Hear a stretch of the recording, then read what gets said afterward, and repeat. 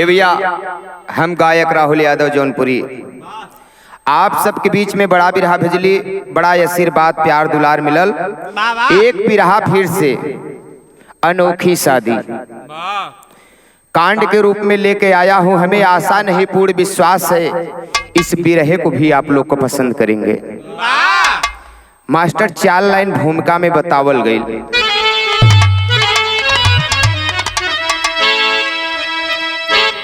कि बंदिश नहीं था कभी प्रेम में, अरे प्रेम तो सदियों से रहा है अमर। प्रेम में राम खाए बैर जूठे, अरे प्रेम में ही मीरा ने पिया था जहर। अरे साग में प्रेम लिपटा समझ कर हरी, अरे खा गए पिदुरी घर जाकर खुशी से। अरे प्रेम का अपना एक अलग ही मजा है, प्रेम ने प्रेम समझा है प्रेम पाकर।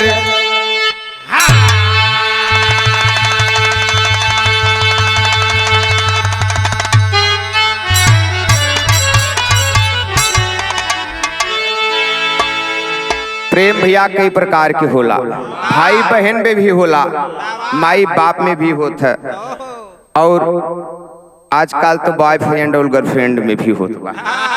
लेकिन ई कैसन प्रेम हो, एक लाइन कवि जी यहाँ गजल लिखत हैं।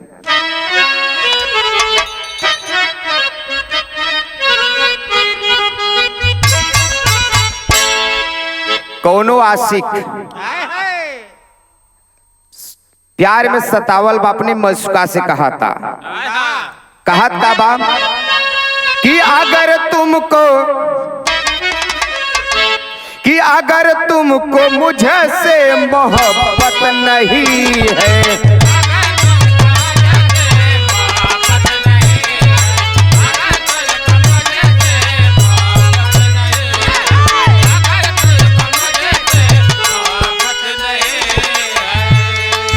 अगर तुमको मुझसे मोहब्बत नहीं है,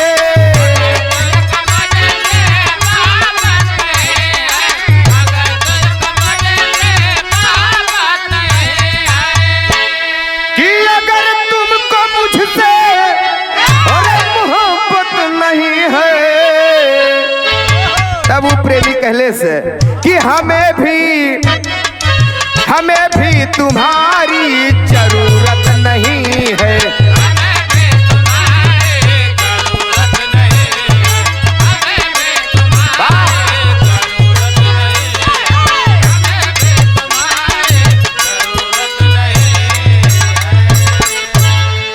लेकिन कवि जी बिरहवा में लिखत हैं कि जबाना दीवानों का दुश्मन रहा है।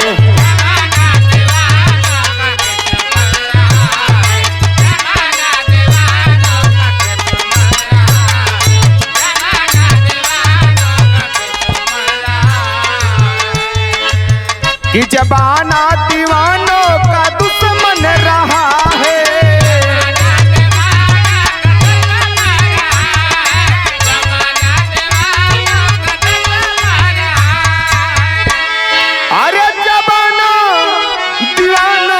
दुश्मन रहा है, अरे जुल्म सितम लाखों इसने सहा है।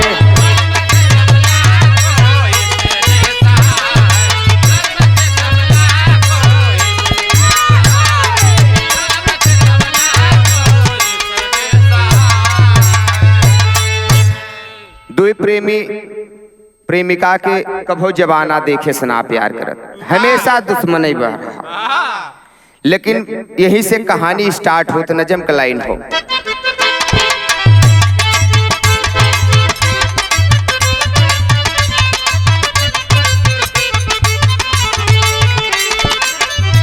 कि प्यार के नाम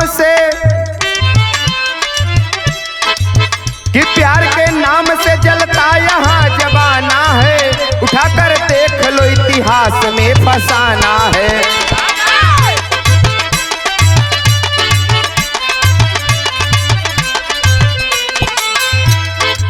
किया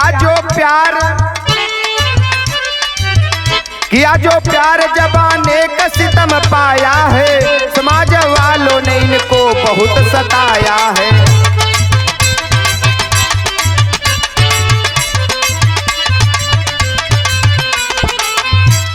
कहानी मिलत कहाँ से हो कि गौरा थाना जिला बस्ती श्रीमान बड़ा, जहाँ सोनू सीमा का प्यार है परवान चढ़ा।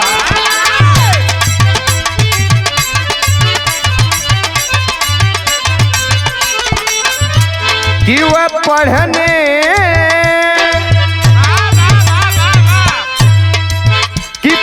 जाती सखियों के शहर शहर बस्ती में, ख्वाब लेकर के यह डूबी है यह कश्ती में।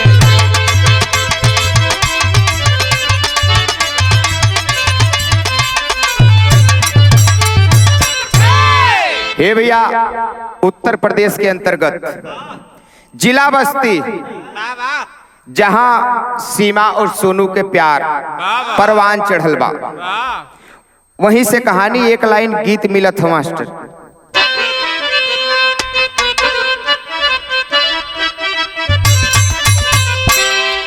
कि गाज भर के गुजारिया गजब करे हो।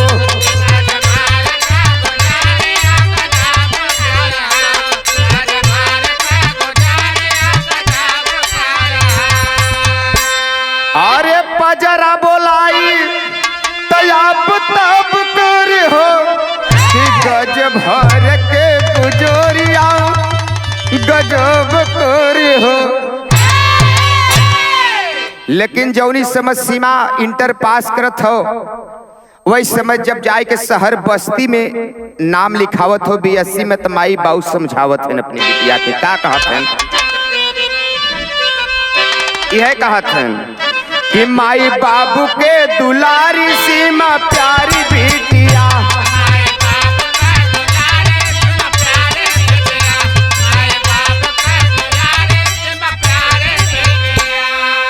अरे पूरे घरवा के बाटू राजकुमारी बिटिया हो, माई बाबू के दुलारी सीमा प्यारी बिटिया।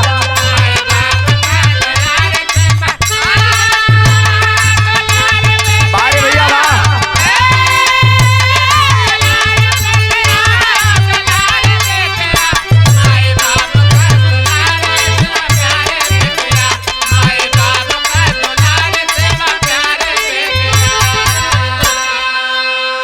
अरे इंटर के पूरी जब कैली पढ़ैया, अरे शहर बस्ती में नाम लिखवली ये भैया।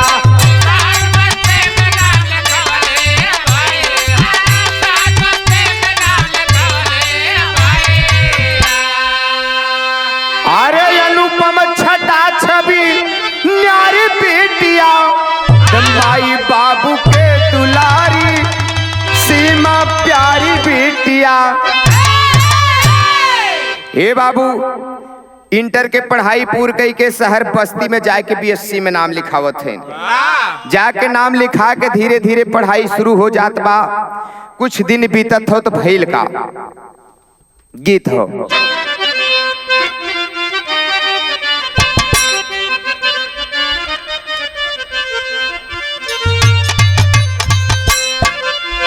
कौनो सहेली ससुरा से नैहरे गइल बा, तो कुछ सहेली पूछत है इनकारे सखी कैसे रात कटल, तो सखी वो बतावत हो। कैसे बतौले? कि जब से सिपाही से अरे भैले कोतवाल हो, नथुनिया पे गोली मारे, अरे नथुनिया पे गोली मारे, सैया हमार हो नथुनिया पे गोली मारे।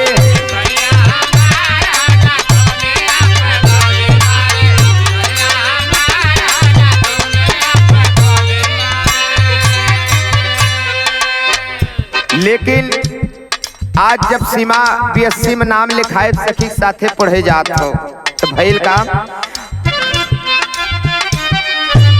कि बस्ती सहरिया में नमवा लिखाई हो सहेली संगे जाली रोज करेली पढ़ाई हो सहेली संगे जाली रोज।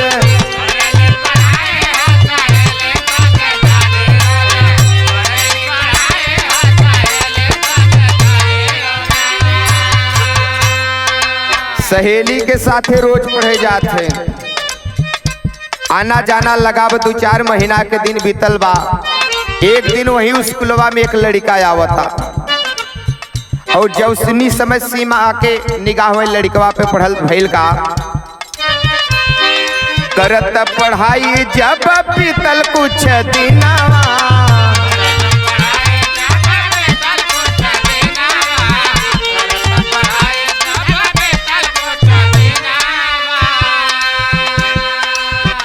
चोरी चोरी सोनुआ से लड़ी गनया नावा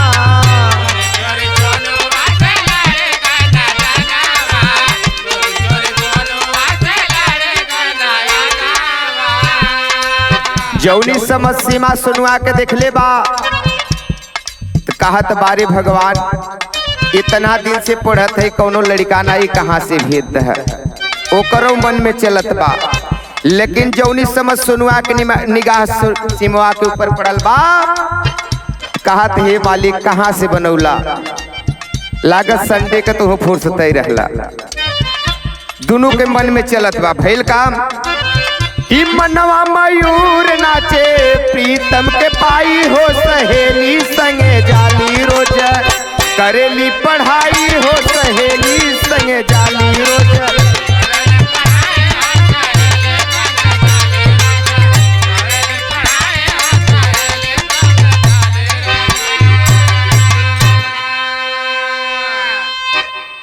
ए भैया दोनों के मन में प्यार चले लाग वो के पा के खुशी वो के भगवान से सुनुआ कोसत बा हे भगवान अगर सिमवा के मिला देता तो बड़ा निक हो जात। लेकिन धीरे धीरे कुछ दिन के बीतल दोनों के नैनाचार हो गई और इतना प्यार परवान चढ़ल कि जब प्यार परवान चढ़ल तो जो न हुए घरे के कम पता लगत पड़ोसिन के ज्यादा लग जात। अब चर्चा होए लगल बा। एक दिन उड़ी पुड़ी खबर जोन हुए कि आज सिमवा के बाप पौले बा तो कैलेश का गीत लगल।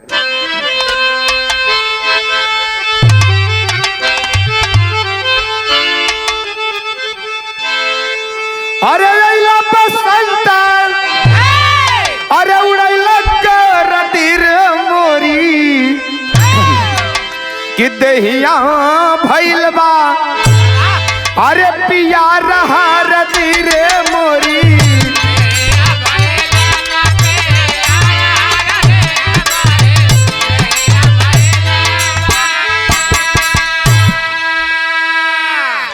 जब दोनों के प्यार सीमा छुए बा भइल का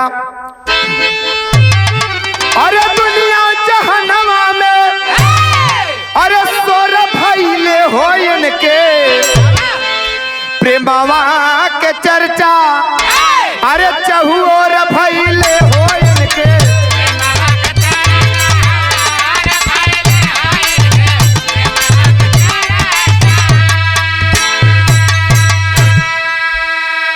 अरे पवले महेंद्र सिंह उड़ती खबरिया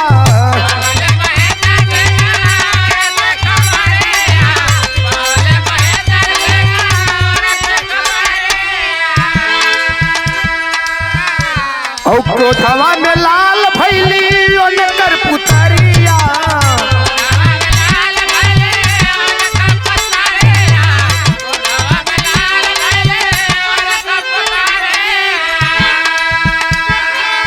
अरे लइका कुंडन के अरे हाथ पर तोरी होइल रयन के प्रेमवा के चर्चा अरे चहुओर भइल रयन के।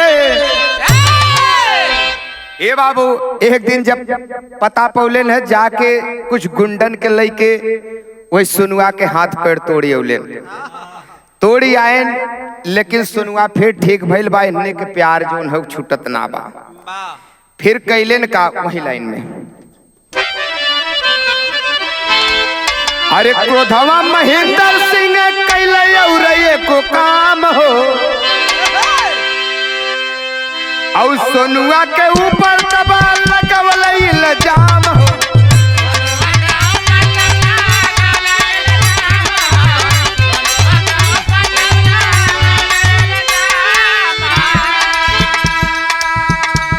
अरे लइके पुलिस वाले अरे सोनुआ के जेल कोइले रे इनके, अरे प्रेमावा के चर्चा अरे चहुओर भइले रे इनके प्रेमा।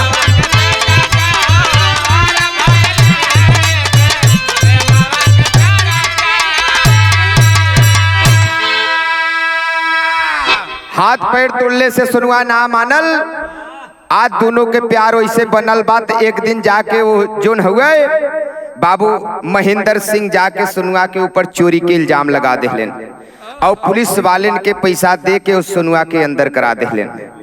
अंदर करैलन तो कुछ दिन बीता तो अपने बिटिया के शादी बदे गईलन। कहाँ गीत लगल एक लाइन,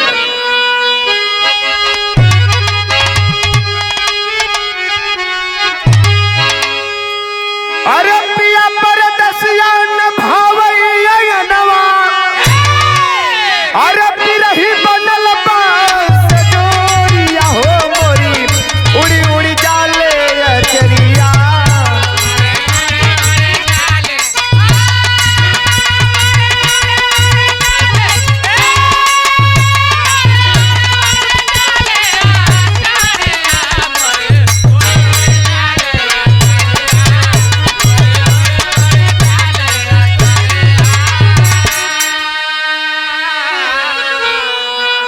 बाबूजी शहर बस्ती से कुछ दूर कहाँ गईलेन, अरे बलरामपुर आए बाबू महेंद्र, अरे पंकज सिंह के भानवा हो बोले आंसू भर के नयनावा।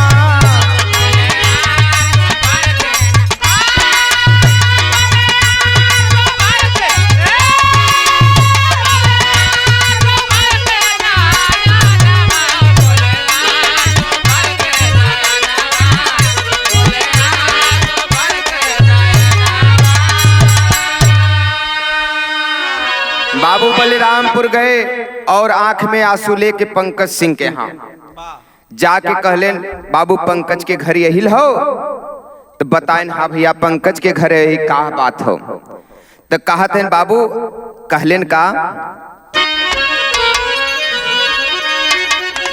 कि सीमा या सूता हमारी अरे भैली सयानी हो, और तोहरे संग करे चाही कन्यादान हो।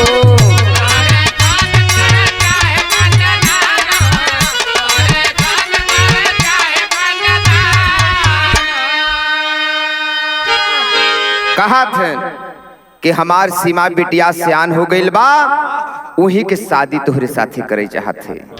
तो पंकज सिंह कहलेन, एह बतिया के हमारे पिताजी अब एडवोकेट हैं, वकील साहब हैं, तो उनसे कह दिया। तो भैल का अरे पूरा करा हमारा रमानवा हो बोले आंसू भर के नयनावा।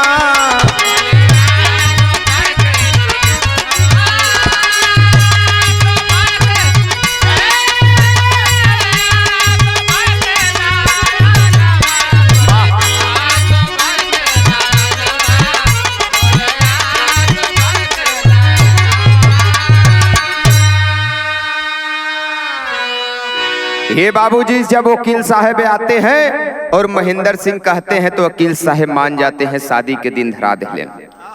जिस समय बारात सच के चलती है तो इस समय के भाव मिलल मास्टर टेरी में।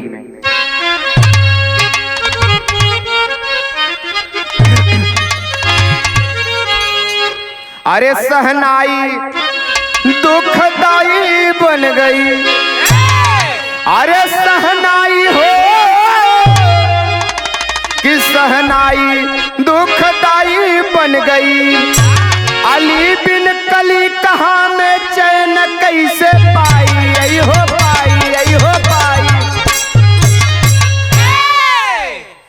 सहनाई भी दुखदाई बन गई, अली बिन कली जहां में कैसे चैन पाई। तिहा छंद लगत हो जो इस समय बारात चलल बा।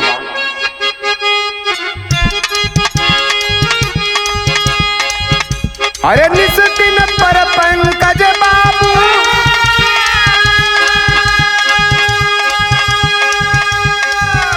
अरे लई के मन में हर सयपा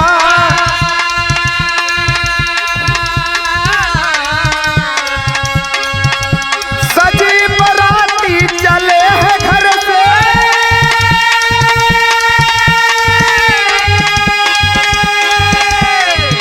अरे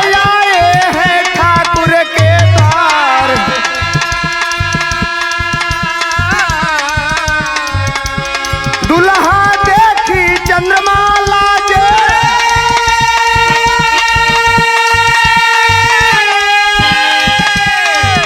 होने लगा है मंगलचार। अरे भोरवे में जब हुई विदाई, भोरवे में जब हुई विदाई, सीमा रोवे नैनन धार।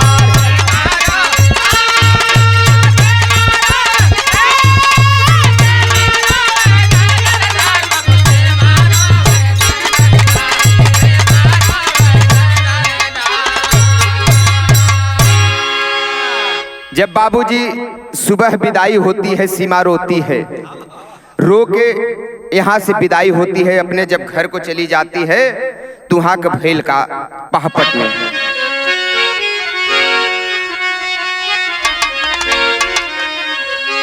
अरे हुई विदाई सीमा करे रुदनवा छतिया फाटेला, अब न होई है प्रीतम कई दर्शनवा छतिया फाटेला।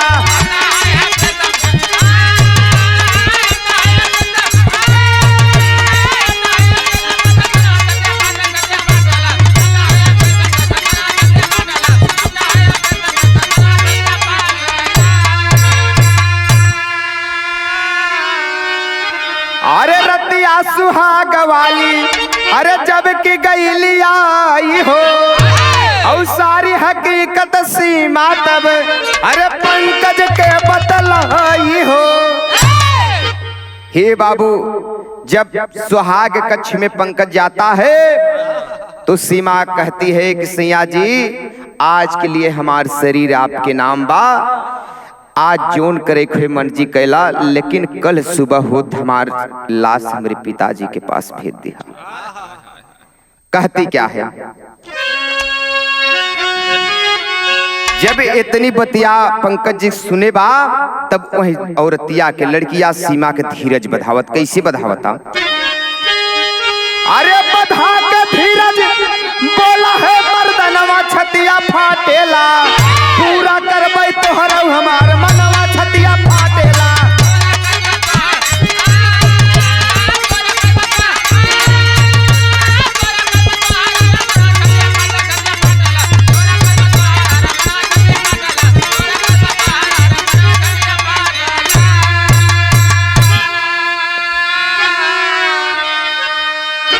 पंकज सिंह जब सीमा हकीकत बता देती है, पंकज सिंह कहता है कोई बात नहीं है, उस लड़के का फोटो हो तो दिखा दो, या तो वो लड़का कहाँ कहे मुझे बता दो, मैं वहां से दुल्हन बना के लाया हूं, तो यहाँ से फिर मैं तुम्हारी विदा करा दूंगा। और जाता है अपने बाप वकील साहब से, रात में कहता क्या है, आल्हा में प्रमाण मिले। अरे सीमा के बतिया सुन के अरे फाटेला कर जवाब बाबू,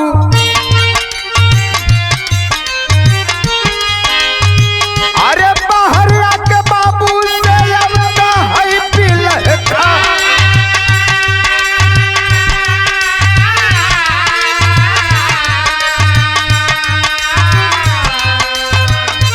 सारा दस्ताना जब वकील साहब सुन ले भैया,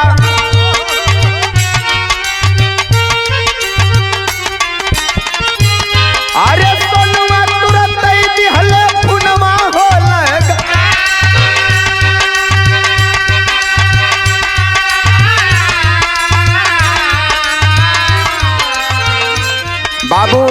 वह सोनू कोई और नहीं पंकज सिंह का ही दोस्त मित्र, खास मित्र था।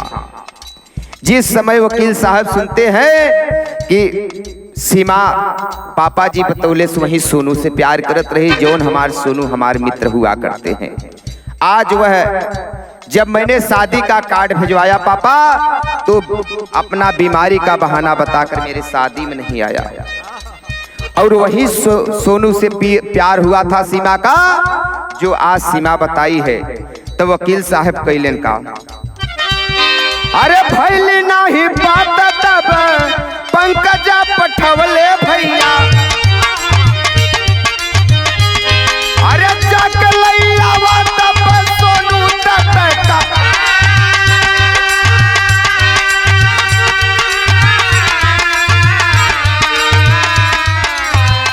अरे कर पैसा माना से तब हमहू विदैया भैया,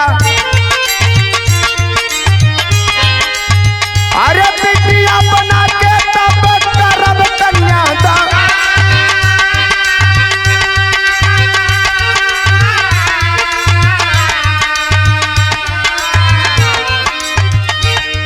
जिस समय फोन नहीं लगता है, वह वकील साहब पंकज को भेजते हैं जाकर सोनू को लेके आओ। और रातों रात निकल जाता है बाबू पंकज सिंह, और जाकर लेकर सोनुआ को आता है बुलाकर घर पे। तो कैलेन का वकील साहब, अरे चदवा के देखे जैसे चकोरिया हर साले भैया, अरे वैसे हर साई गईली पवतई दिरदा।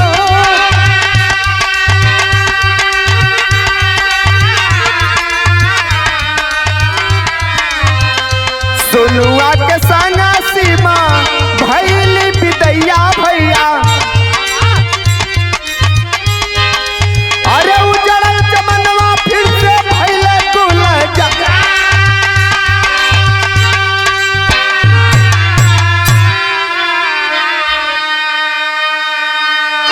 हे बाबू, और सोनू को ले जब यहाँ आता है और सीमा सोनुआ के देखत हो तो एकदम जैसे कौनो फूल न खिल जाए वैसे खिल जाती है और छाती से छाती लगा लेती है।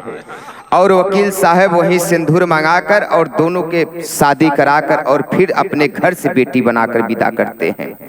लेकिन जौनी समझ सुनुआ सीमा के लेके चलल बात, अपने मित्र दोस्त पंकज से एक बात कहत खड़ी में,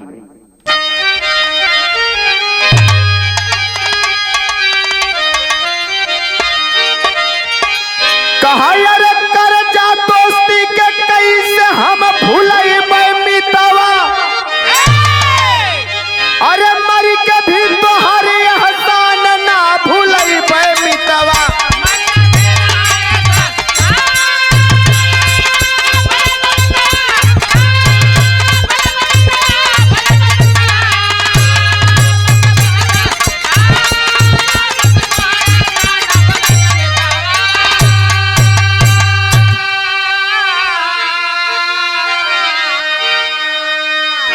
जाके अपने मित्र को गले से लगा लेता है, कहता है मित्र ये एहसान मैं कहां भुलाऊंगा।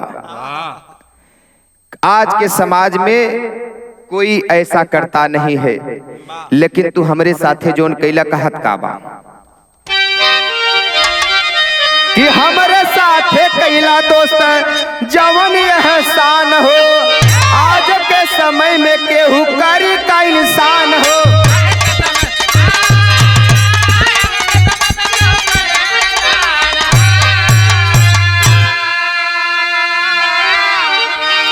अरे दई के जीवन यापन दोस्ती निभाई मितवा, तंदर के भी एहसान ना भूलई मितवा।